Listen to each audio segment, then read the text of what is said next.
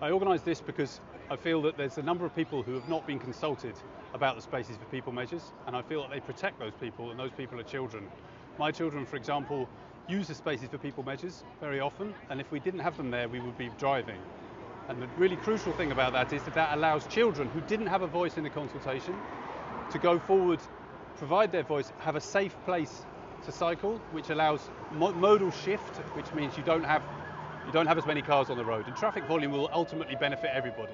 Why are you saying not everybody has been consulted, when of course we know that there has been a consultation and market research which was instructed at the same time? Is that not enough? That's very true that both of those things were done. What was not done, and recently in Scots law, what was admitted into Scots law was the UN Charter for the Rights of the Child, and the people who have not been consulted, have not been able to respond to these measures and how it affects them is children.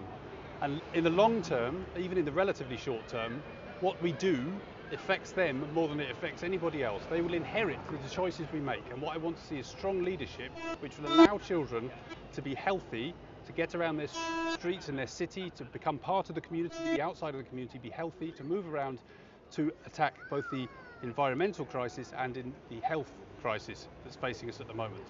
So my name is Shannon Galpin, and I'm a cycling activist. I work primarily in conflict zones like Afghanistan on gender issues in sports. And now you're here in Edinburgh. Why are you here? So I'm in Edinburgh because this is now going to be my home, and as a cyclist I'm a huge proponent of cycling infrastructure and bike lanes, and finding out about Lanark Road and the fact that they're not just fighting to put in bike infrastructure and bike lanes, but they're actually going to try to take it away, to me is just the height of the lack of thinking for a community. It's bike lanes and safe bike infrastructure that keeps us together. How do you find cycling in Edinburgh in general? Oh,